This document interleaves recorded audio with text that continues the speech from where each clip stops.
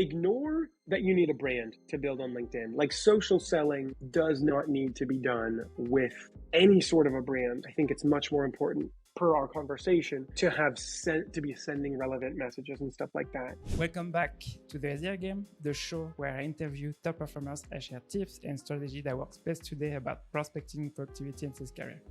Hey everyone, and welcome to episode number 3 of our social selling mini season.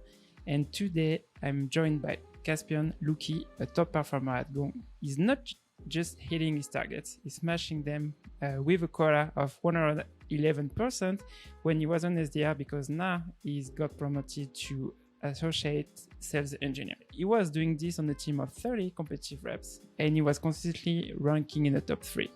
In my videos, there's always 4 parts to it: hook or personalization, reason why you're reaching out, / why you thought it was relevant to them. Like, basically, why should they care? Step 3 is your company's value prop. So you've tailored it to them. You've told them why they should care. Now, what does your company do? Like, how does it feed into that problem that you're expecting that they have? And then 4 is the call to action. We're going to dive into his playbook, and we're going to talk about specifically about how he's prospecting on LinkedIn. So let's talk about social selling and LinkedIn. So how do you approach prospecting to LinkedIn?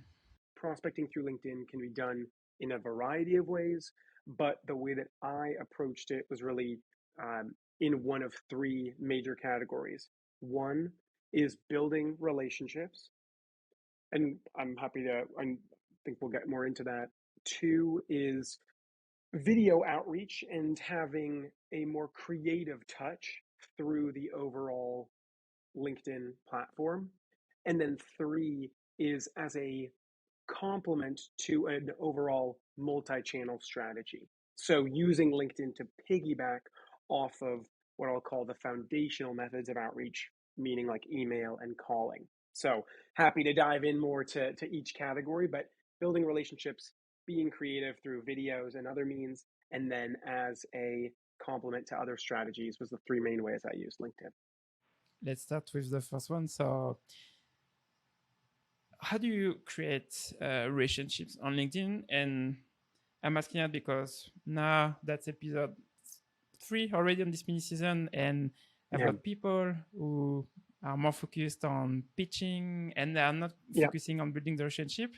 And I had also an episode with Monica, actually, who she is like you, she's more focused on building the relationship if prospects are active on LinkedIn. So how do you approach building a relationship on LinkedIn? Depending on your method of outreach, sometimes you can be a bit more, bolder without being off-putting to the prospect.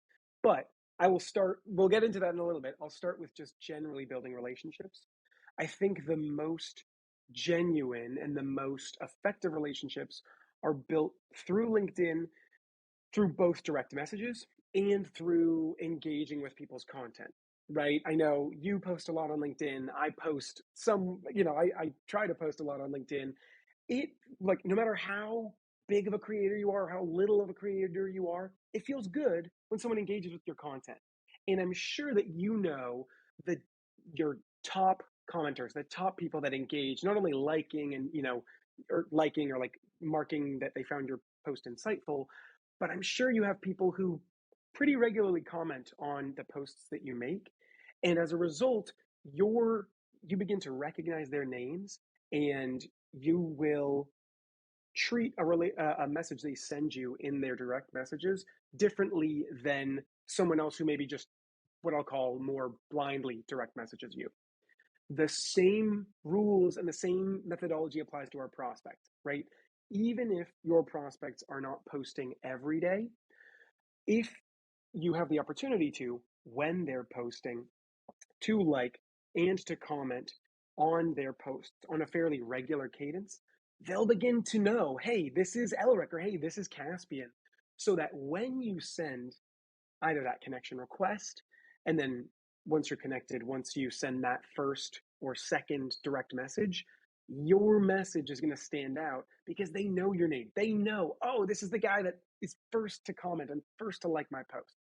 So there is an art to it, which is why I recommend taking both the approach of engaging regularly with people's content, but also commenting with hopefully thoughtful comments.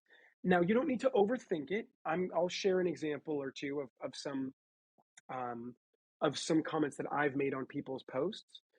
So the first one I'm going to share is there was someone who posted pretty regularly on LinkedIn who was a prospect of mine. And I will call out that I benefited from the fact that they posted regularly. The more often someone posts, the more opportunities you have to engage with that post, right? I'm sure that some of the people listening, their prospects may only post once or twice a year, or maybe none at all. Of course, that in those situations, you don't have the opportunity to engage with content as much, so you might need to lean on direct messages. But if your prospects are active, take advantage of that. So I will share my, Meanwhile, you are yeah, oh, go ahead. sharing your screen. I'm going to Yeah. just to have a. When I started at Castor, the company I'm currently working at, I thought Mhm. my buyer persona, they were not active on LinkedIn, but I think it's Yeah. on every buyer persona you might think people are not active, but you still have like a small amount of people. Obviously, I don't Yeah. think it's the same amount of sales leaders or marketing leaders, for example, depending on the buyer person you're going after. But you still have people active on LinkedIn, so that's something I've learned in the past few months. Oh yeah, no, it's true. It's such a good point. And here we go. If I can, I will call out that not all of my comments. I know I just said make thoughtful comments. Sometimes a thoughtful comment is just one that shows that you are legitimately reading their post and you're trying to provide some value. So this comment that I made was to a post about my prospect receiving some swag from a friend of theirs, and I literally just said, "This is amazing, so cool." Like nothing too crazy, but you could see that she liked and commented right away. "Thanks. This person's incredible. I'm so blessed." I continued to comment, and I realized my comments aren't super unique, but this prospect then made a post about the Bermuda Triangle, and I again commented pretty simply, "This is so cool. I've always wanted to go to the Bermuda Triangle. Love the metaphor." So the key is really consistency to get to the point that they know who you are, and then also being able to, if possible, provide some value. If I'm honest, these comments aren't the most amazing, but what it meant was that when I sent this person a message, that they knew who I was, and I'm gonna switch to the message that I sent them. Now I know we've talked a lot about engaging with posts. When you actually send your message, for me, my goal was initially to provide as much value in that first message as possible. In fact, I didn't even mention my company. My goal was just to truly build a relationship, right? Like I've done this liking, I've done this commenting. I want to show them again. I want to hopefully give them something that's going to either make their life easier in terms of help them with their job, or if they're posting something about their personal life that they're sharing, right? Like if they're saying, "Hey, I want to run a marathon," you can give them some value adds to a personal goal that they are sharing with the world, right? I'm not going to be overly personal with any of my messages, but Quick let me share question. my, yes, go Question for it. also here. You mentioned that you engage your prospects, so it means that you start commenting or liking their posts before connecting with them, or what's the process? If you think about it like a 3-step process, one would be beginning to engage with their posts if they are posting. Liking, commenting on them just kind of allows you to dip your proverbial toe in the water just to see if there's someone who responds back to comments. Again, in the situation I just referenced, they would often like and respond to my comments. So once that starts happening, and it may take a little bit, it might take 2 or 3 posts or 4 or 5 or 9 or 10 for that to start happening. But once they do that, you do know that they at least have an idea of who you are. They might recognize your name. Once you've built that good equity, that's when I think, once you get that first response, that first like on a comment of yours, then you can add them on LinkedIn. And I think that they will pretty likely accept your request. And once they accept, then you can send that first message. So it's not an in-mail. I wouldn't say that I'm opposed to in-mails, but just the goal with relationship building is to build a relationship. You don't need to send an email because you really are a connection, right? You actually have been engaging with them and you're going to provide them value. Like, I am not going to pitch slap someone. I'm going to send them something that I think is valuable to them. And I'll give you an example of what I mean here. Can you see my screen here? Yes. So nothing super groundbreaking in this message, but what you'll notice is I don't mention my company at all. So this is literally the first message that I sent to the person who whose comments I was just sharing, where I saw that she was headed to this trade show and she'd just gotten a new role. So I literally said, "Hi, blank. Thanks for connecting. Congrats on your new role. Saw you're headed to CCW. Thought you might enjoy this article about best trade show practices. Hope you enjoy it." Like, there's honestly not a call to action. It's just pure value add, or at least that was my goal.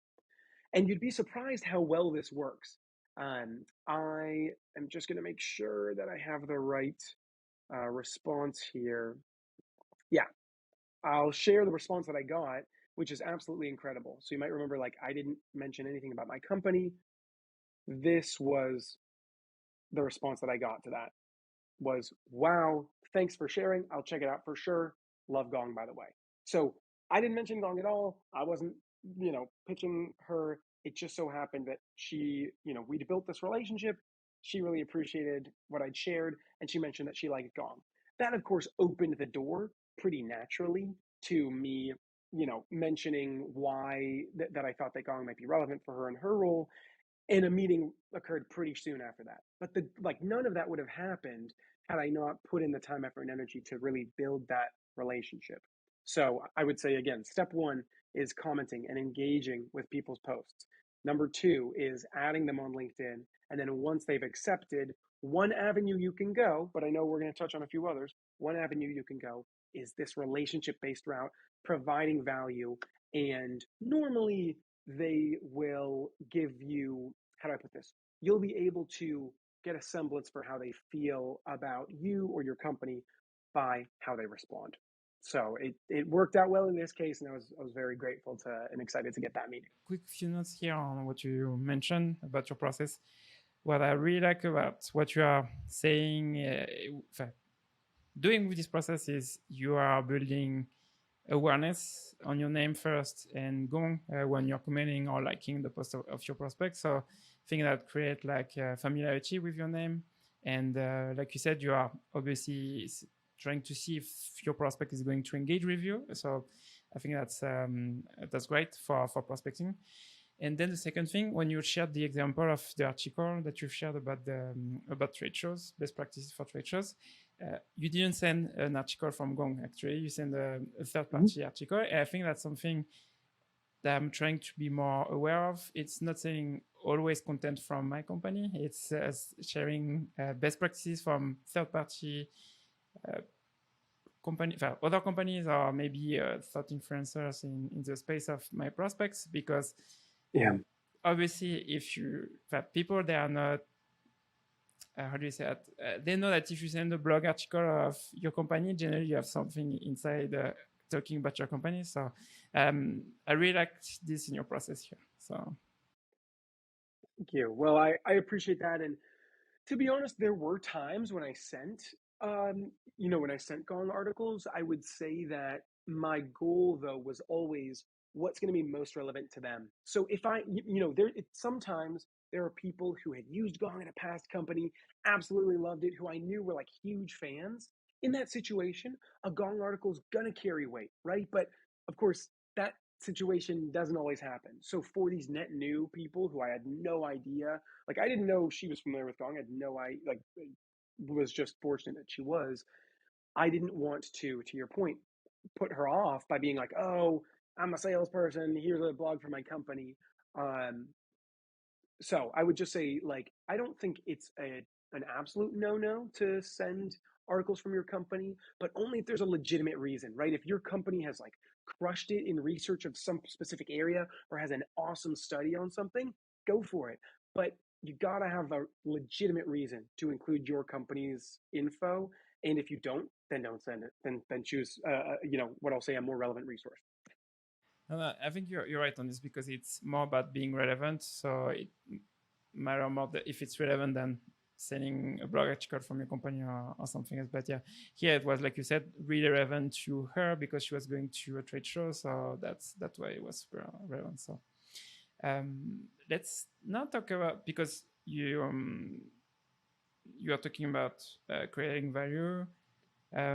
Also, earlier you said the first thing you're focusing on building relationship, then you start focusing on using videos and being creative on LinkedIn. So, what how do you do that? I think videos is a way that you can be a bit more direct if you want to. So, as SDRs or any person in the sales process, right? SDRs, AEs, if there's player coaches that are sales leaders, while relationship building is great, sometimes it takes a little bit longer than you'd like. Sometimes you're thinking, hey, it's the last week of the month. I'm trying to hit quota. Like, what can I do? I don't have time to build a relationship. I need a meeting now. I totally get that. I've been there several times. And That sorry is to interrupt where here. The example you shared with us earlier. How long did it take you to from starting to engage with her and then until you booked the meeting? for her, I would say a few weeks, like probably she responded positively to that first message, but it was probably like 2 or 3 weeks before we actually had a meeting on the books. So it's not, it wasn't like I wound up staying in touch with her afterwards. Like we've been in touch for the last, I don't even know, 9 months.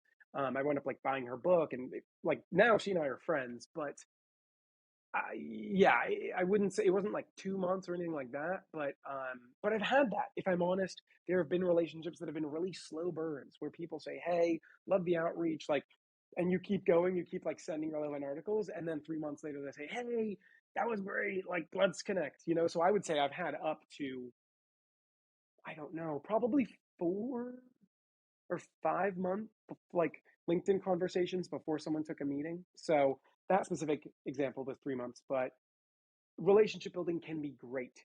I am likely going to be friends with a lot of the people that I've built relationships with, but it's not always helpful for if you need a meeting before the end of the month. So I'll call Exactly. that out. So let's focus on. So you said video. It's a great way to do that. So Yes. what do you do with this? So in this case, I don't go the relationship building route. I just add them on LinkedIn first. The key is for them to accept, because if they don't accept, then you can still send them a video, but it has to be done through something like a Drift or a Loom and a third party site, which is fine. I think those are great companies. But what I like doing is, if they have accepted your LinkedIn request, you can just record a video on your phone and send it as an attachment. So it's not an external link, it's nothing weird. I'll share my screen and show you what, a video in LinkedIn looks like. And I By the can way, show you, for I'm going just to share a quick thing for those yeah, who don't know how to send a video on their phone. So you need to have the yeah, LinkedIn app on your phone, and that's yes, it's not using Sales Navigator. It's the app of LinkedIn and your personal inbox, not the Sales Navigator inbox, where you can start recording your videos. exactly. That's a really good call out. And so my hair's a little bit goofy, but I basically just sent a video once this person accepted my LinkedIn request. I just sent a video plain, and in my videos, there's always 4 parts to it. It is some sort of hook or personalization. So I'll go through the parts and then I'll give you examples of each. Hook or personalization, reason why you're reaching out slash why you thought it was relevant to them. Like basically, why should they care? Step 3 is your company's value prop. So you've tailored it to them. You've told them why they should care. Now, what does your company do? Like, how does it feed into that problem that you're expecting that they have? And then 4 is the call to action. So asking for a meeting. So an example of this would be, and this is what I did, a lot of the time was, hey, let's say you're a VP of sales. Like, hey, Elric, not sure how many videos you get like this, but I figured that this was better than a cold call. At least I hope it is.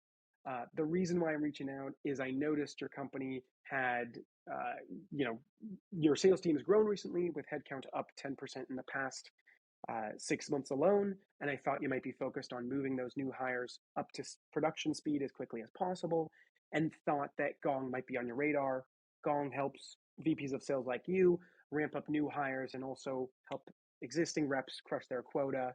Curious, would it be completely out of the question to connect for like 15 minutes later this week to tell you a bit more about how Gong has helped other sales leaders in your space achieve those goals?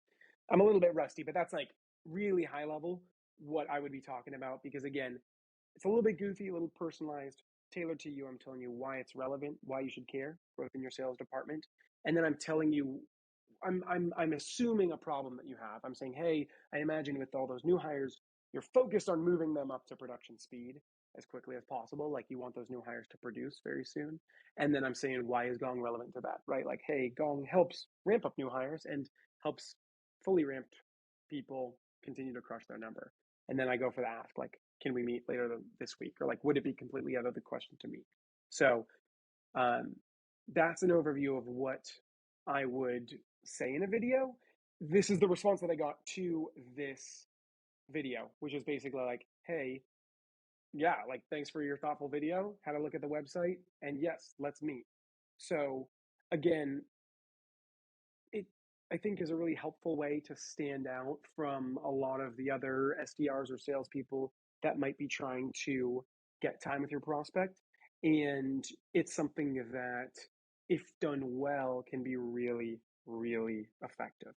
So happy to dive in more there. But again, having that like high level reason for reaching out, why they should care. And it's great because it can also be, it can be done in under a minute. I think there's data on like if it's under 40 seconds, the success rate goes up. So my pitch might have been over 40 seconds, but I think being concise, being relevant to them, basically just telling them like, why should they care? How's it going to make their life easier? And what does your company do? Like, how does your company achieve that? If you tell people those things, I'd be surprised if they didn't take a meeting. Yeah, and I think it's pretty interesting the way you are structuring those videos, because I think generally the part that's missing in a lot of us which I'm seeing, it's the problem. In fact, talking about the problem they might face, and I think here it's really key on your Twitch, because it's you find like a reason to contact the VP of sales, but then you are saying maybe you are thinking about this or facing this, and I think here it's where you're generally people, they just say, hi, I saw this, okay, we help with this, and that's it. And generally it's when you find a reason or a trigger like you're mentioning, it's there is something behind it, there is maybe a challenge, or they might it's a priority for them, or maybe it's not so, but the thing you want to do is having a connection with what you found to a problem or a challenge, and then to the solution. So I really like that. So you mentioned a couple of times you connect with your prospects on LinkedIn. Is it a blank connection request? Great question. And I know this is like a little bit of a hot topic. Normally, yes. I will tell you Okay. there's one very specific situation where it is not blank, but I say like if you are putting a note in your LinkedIn connection requests, you better have a damn good reason for doing so, because it is statistically less likely that I'll accept. The only time that I included a note in my LinkedIn connection requests was if I had sent someone a gift. So if I sent you, Elric, let's say like I did research on you and it turns out that you love table tennis, right? Or like you love ping pong. And so I sent you a book on ping pong. I want you to know that it's me, Caspian, that sent you that book. So that is the only time where I will, in my connection request, and I can show an example of this. I'll say, Elric, I always say the same message. I'll actually pull up this example because I did this across the board. And I feel very passionately about this because I think it's done so poorly. How many of us have gotten those connection requests where it's like, I noticed we have connections in the similar industry and thought we would be good connections. It's like, dude, why? Like, you are putting me off. Like, I'm a sales guy, but you are putting me off to you. Like, you're just being weird. Don't be weird. Like, you're making it weird by like putting on all this like unnecessary fluff. I think just be blank. And, or if you have a really good reason, again, it's like, oh, if you bumped into someone at like a sales event or something, right? And it's like, oh, Elric, like, loved meeting you at the happy hour last night. Then you're like, oh, Caspian, he's the guy from the happy hour. Like, that's a good reason to put something in. But if not, if I'm just a dude who wants to connect with you and maybe sell to you, I don't think you need to put something in. But let me share my screen to show you this. And again, I feel passionately about this because I just think like I think sales is so interesting, and I think that there's a lot of like low hanging fruit that sometimes like there's a lot of simple things that people don't do well. So this is literally the thing that I would send to people. Like in all of the people that I sent gifts to, I would add them on LinkedIn, and in the connection request, I would put this prospect first name. That's this black box here. Prospect first name. Hope you're enjoying and then this, whatever the gift was. In this case, this person had done crew in college, like rowing in college. So I sent her a crew book. And look at this, no call to action. I'm just saying, I hope she enjoys it. Look at her response. Hi, Caspian. Happy to connect. Thank you for the book. Like, that is the only time that I include a note because in this case, I think it is relevant. I am hoping that they connect the dots, that it's me that sent them this. But aside from that, no, I never include anything because it just puts it off. And once you get connected to someone, if I haven't sent them a gift, it opens up the door to do so many things, right? It opens up the door for them to see my content. Now, again, you don't need a brand to do social selling.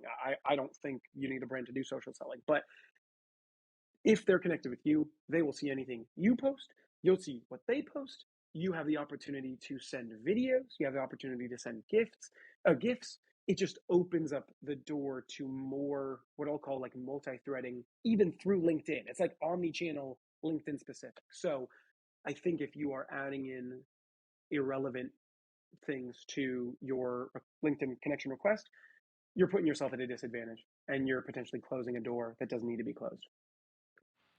And yeah, right. The talking about if also the perspective of your prospects. I remember a few times I saw webinars, sales leaders sharing their not the inbox but the number of connection requests they get per day or for whatever. But then they say generally when they have like something the connection, so a note, generally they say I know it's a search person, and that's and because of that prospect.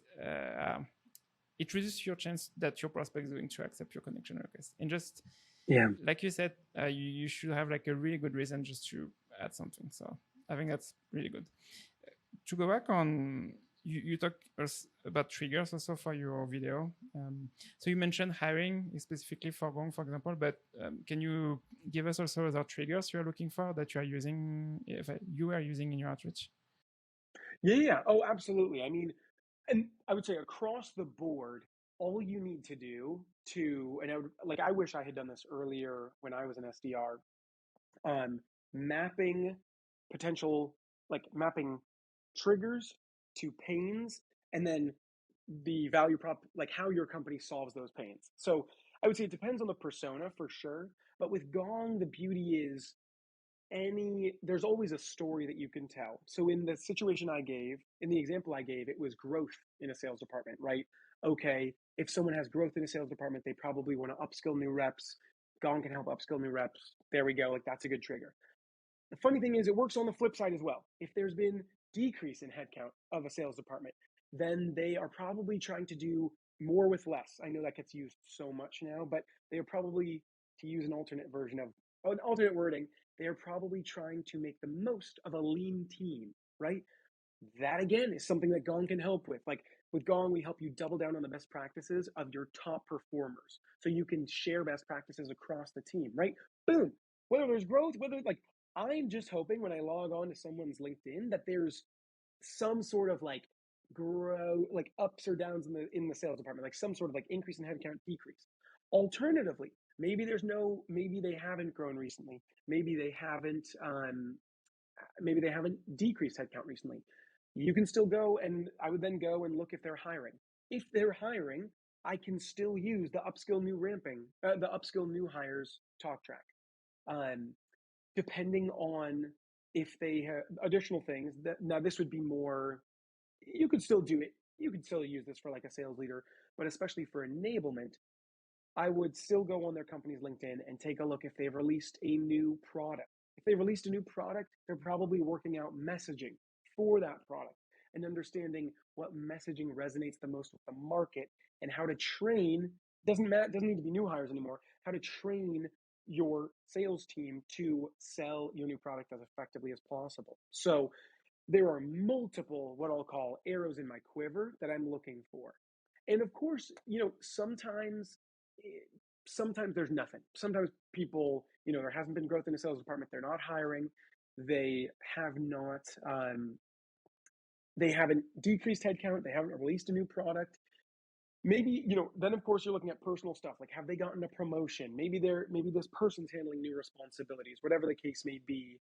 I would say if you can, make your outreach company specific or prospect specific, or ideally both.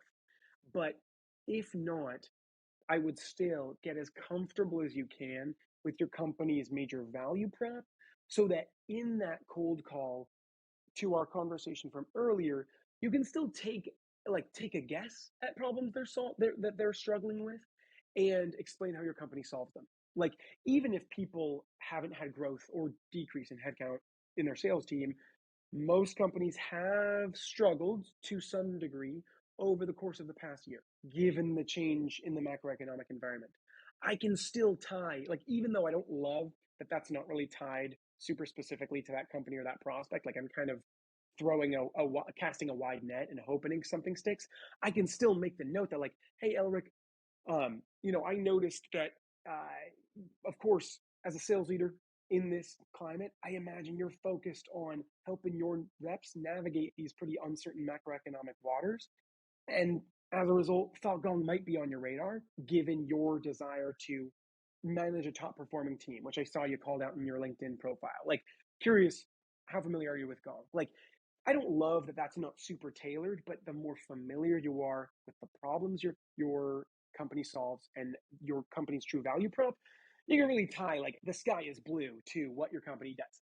I'm not recommending that. I don't think that's a best practice, but the more you know your company's value prop, the easier it is to tie things into it.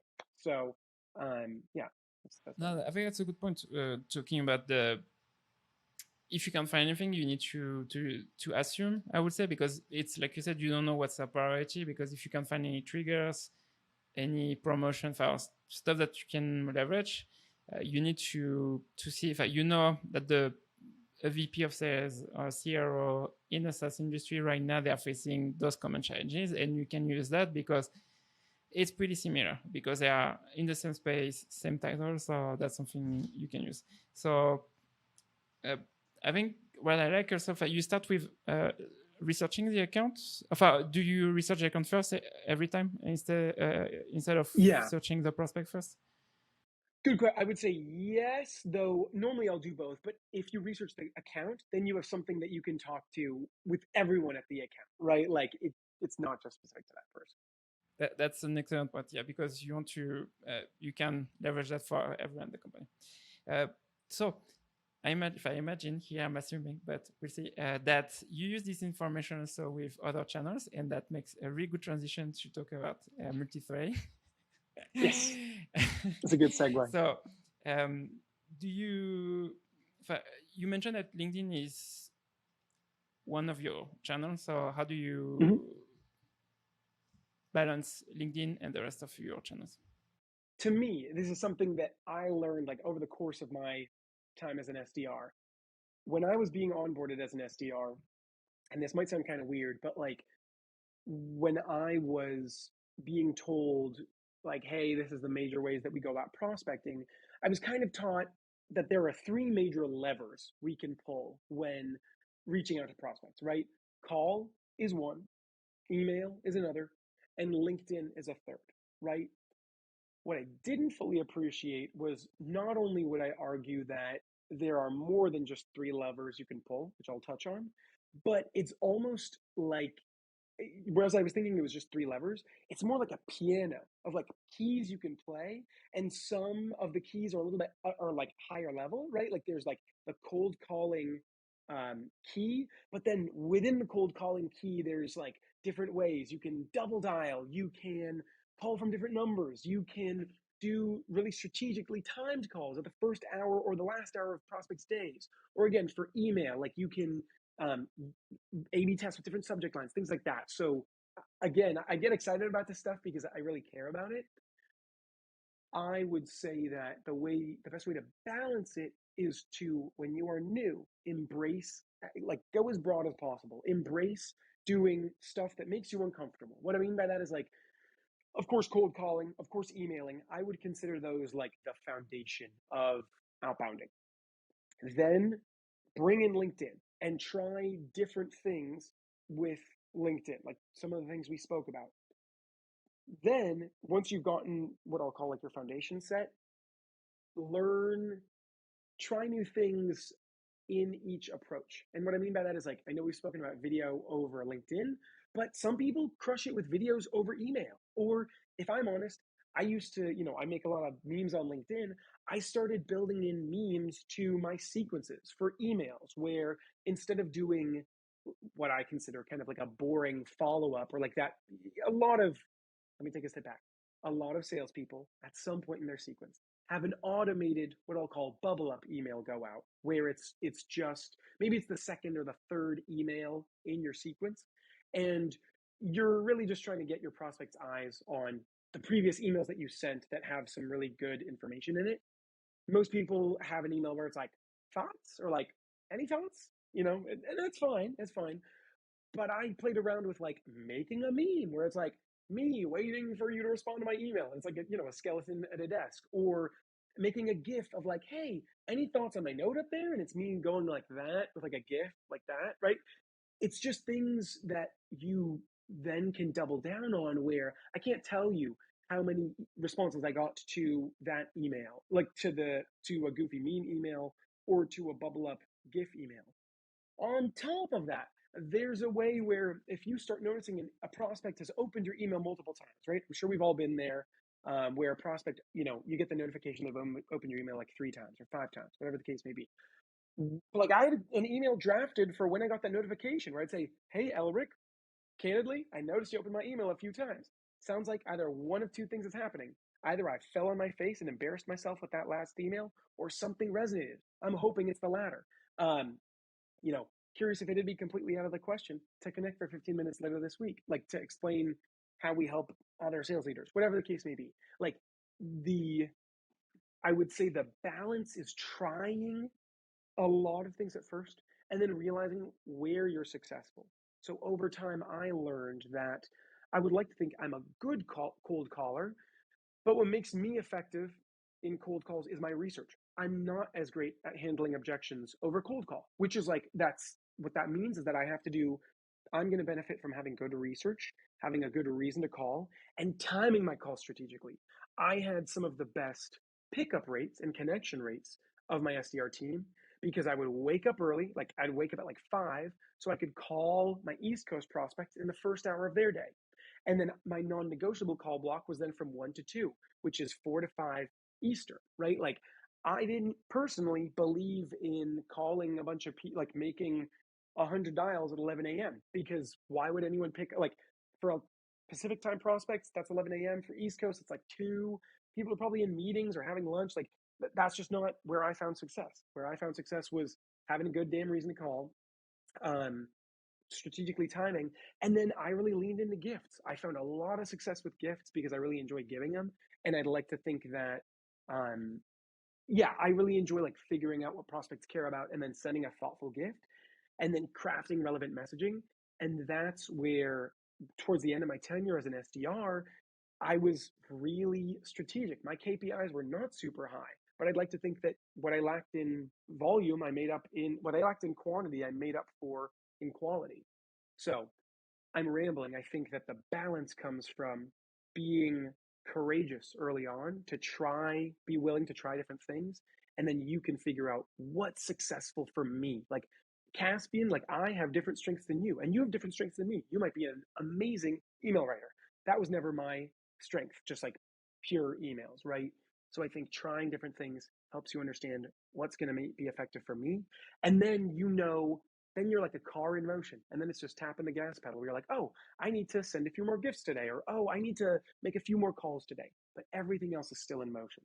So I'm happy to dive more into, give more context and more color there. But I think that just being willing to try new things is super helpful. And sometimes it's brutal. Like my last call as an SDR, my last cold call, I got absolutely destroyed. Like I got just wrecked. Because that was never my call, that was never my pure strong suit. But it comes with the territory. Can you share what happened? Oh yeah. Basically, yeah, I sent this dude so I'd already hit I'd hit quota earlier that day, and I knew I was getting promoted, so it was like my last day. But I'd sent this dude a gift, and I wanted to. I was still trying to book a few more meetings just to see how many I could get for the month, because it was my best month ever. My last month as an SDR was my best month ever. And I'd sent this guy a gift, and I thought it was awesome. I don't know, I thought it was awesome. But and we can talk about gifting another time because I'm big on gifting. I had sent it to his home, which I know for some of your listeners might be like, whoa, that's super inappropriate. Warranted, completely fair. That's just how I rolled. It helped break through the noise if you send something to someone's home. And I will say, out of the hundreds of gifts I sent, probably I could count on one hand the amount of negative responses I got. Very few people actually took it negatively. But he was like, "Whoa, that was a way overstep. That was so uncool." And it's fair. Very fair. Some people understand it, and I think it's because people think that I'm spending hours researching them, finding their address. Truth be told, it is frighteningly simple to find people's address. You have their number or just their name, and from LinkedIn, their location, you can find it within 30 seconds. So yeah, and there's nothing you can do in that situation. I was just like, "Hey, I'm really sorry. That's totally on me. It doesn't reflect in any way." And it was my idea. It wasn't Dong's idea. My idea to be sending these gifts. So you just gotta own it. Prospecting is tough because of that, because even though you are doing the right things, or you are taking your time to stand out, you still will face prospects who don't like to be prospected. And that, I think, that's the main thing that you need to accept and embrace as someone who is prospecting. And the sooner you accept that, and that's part of the game, even though you are focused on quality, because obviously it's hard to say, hey, you are taking this amount of time just to send something, and but that's the way it is. So Caspian, we are almost at the end, so I still have a few questions for you. What tools or resources do you use to prospect on LinkedIn? Honestly, really only two that come to mind. I guess three. SalesNav, if that counts. I guess technically it is LinkedIn, but SalesNav for sure. I prospecting would be really hard without SalesNav. That is number one. Two, this is super random, but I think it's called. I was actually looking at this before our conversation. I think it's called Unicat. I'm just confirming. It is, and this is going to sound ridiculous, Unicat. It allows you to send GIFs through LinkedIn. It gives you, it's a little pop-up that you can send GIFs through LinkedIn, either through direct message or even as comments. So maybe not the biggest value add, but I enjoyed it because, again, I'm all about cutting through the noise, being a little bit goofy. So that was huge. Just again to help stand out. And then I will say it depends on whatever your company uses, but for sure you need some sort of a data enrichment solution, right? Whether that's LeadIQ or whatever, Apollo, or I don't know, whatever your company uses to scrape data, you need that, because it would be, I don't know, while I would love to say that, it would be great if our CRMs always had every single person on LinkedIn in them. They don't, right? People change companies, new people get promoted, all that stuff. I don't think that it would be very tough to prospect without a data scraper or data enrichment solution. So yeah, I'd say SalesNav. I'm going to go on record and say Unicat number two. You got to send gifts. You got to have a little bit of fun, bring some levity to your prospect's day, and then some sort of a data enrichment solution, I would say. What was your favorite resource to grow as an SDR?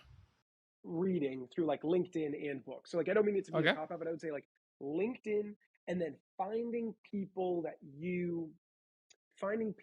who you identify with from a process perspective, right? I think we all Josh Braun I think he still is big, but he was huge when I was an SDR. He always talks about objections, following him, trying to implement his stuff. I think his name is Jed Marley at Mailshake. Huge for all things like email related and just best practices when it comes to SDRs. I would say, I mean, I'm a little bit spoiled being at Gong and stuff. There's a lot of people at Gong who post on LinkedIn, but I think that broadly speaking, finding a list of like 3 to 10 influencers whose opinion you value can teach you so much.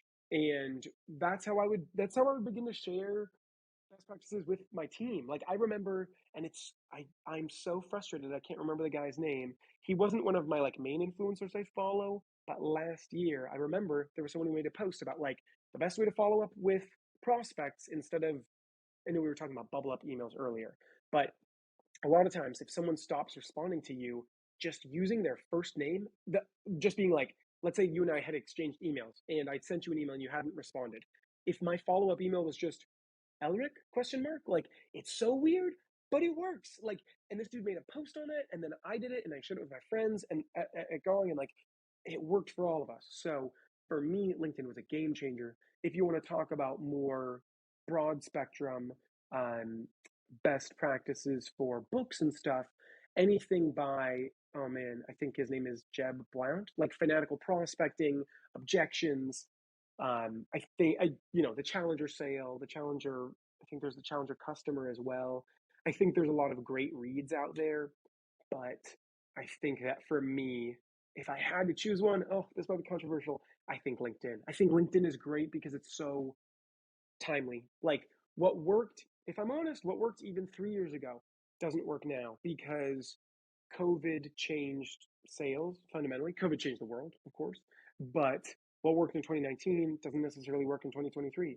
And what worked, yeah, I don't know what worked when I was a new SDR might no longer work now. I have no idea. So LinkedIn helps you stay on top of best practices. So it's time. It's coming full circle. LinkedIn is definitely my number one resource. What advice would you give to someone who wants to start prospecting on LinkedIn? And what advice should they ignore? Ignore that you need a brand to build on LinkedIn. Like social selling does not need to be done with any sort of a brand. I think it's much more important, per our conversation, to be sending relevant messages and stuff like that. I think that what advice would I give to someone who wants to prospect on LinkedIn? I would say understanding understanding triggers that make a good case for your company's value prop is important. So knowing where to look on either a prospect's LinkedIn page or a company's LinkedIn page, which can be used as a trigger, is number one. Like again, I know in our example, I gave sales growth, or really just going to their sales department, like trying to see if there was a change in headcount, and then looking at their jobs, and then looking at their like job postings if they're hiring for salespeople, and then looking at their overall posts, maybe if they released a new product. We are at the end of the episode, Caspian. So thank you so much to be on the show today. But before we wrap up the episode, do you want to share anything else with the audience? Oh, I would just say ultimately, don't be afraid to try new things. I think that that's something that can be scary in a variety of ways in life. So embracing new approaches and not being afraid to think outside the box, I think is key. And I'm happy for anyone listening to connect outside to talk more about any of the topics we mentioned today or anything SDR, SE related. So yeah, my name is Caspian Lewke. You can shoot me a message on LinkedIn, and I'd be more than happy to connect. Well, thank you so much for being on the show. And thanks everyone for listening. I see you on the next episode. Thanks, Elric.